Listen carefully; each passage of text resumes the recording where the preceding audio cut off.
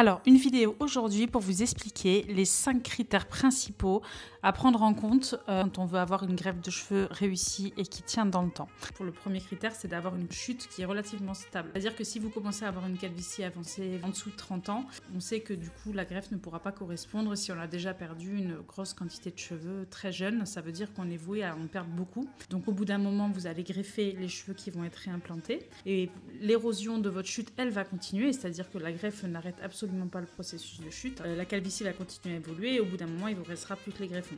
C'est quand même très important d'avoir une chute qui est relativement stable. Alors, c'est jamais complètement stable, mais relativement stable, c'est-à-dire d'avoir déjà un âge un petit peu avancé pour se dire que les greffons qui vont être implantés ne vont pas se retrouver tout seuls et que tout l'arrière va se dégarnir. Ça, après, c'est pour avoir quelque chose de joli dans le temps. Ensuite, le deuxième critère important, c'est d'avoir une très bonne zone donneuse. La zone donneuse, donc, c'est la zone qui va être sur l'arrière de la tête jusqu'au côté. Plus vous avez un cheveu qui va être épais et sombre, massif, plus vous allez avoir un résultat bien au niveau de l'implantation. Si vous greffez 3000 cheveux qui vont être très fins et très légers, ils vont être quasiment imperceptibles et ça, on va tout voir à travers. Alors que si vous greffez 3000 cheveux qui vont être bien épais et bien fournis, on va avoir un résultat déjà plus efficace. Le troisième critère principal et le plus important, c'est l'avancée de la calvitie. Plus vous avez une calvitie qui est importante, moins la greffe sera adaptée pour vous.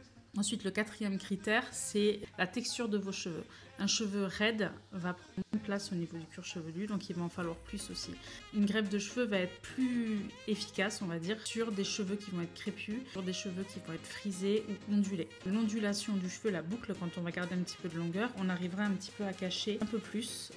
Une fois que les cheveux vont repousser, ça va prendre plus de place, on va dire, et on arrivera à cacher avec les boucles, avec la longueur. Parce qu'une greffe reste toujours beaucoup moins dense qu'un résultat naturel. Donc souvent, les gens qui font des greffes doivent combler avec de la poudre pour pouvoir arriver à avoir quelque chose de dense. Donc c'est pour ça que plus on les a frisés, plus le résultat va être bien. Et ensuite, bien sûr, avoir une peau saine, un cuir chevelu sain, tout ce qui va être dermatose, pathologie, au niveau du cuir chevelu, au niveau de la peau, dermite séborrhéique, psoriasis, tout ce genre de problématiques vont forcément créer des complications. Donc voilà, si vous avez d'autres questions sur la greffe, si vous voulez que je vous fasse d'autres vidéos comme ceci ou que vous voulez avoir plusieurs contenus, n'hésitez pas à vous abonner et à liker la vidéo. Merci.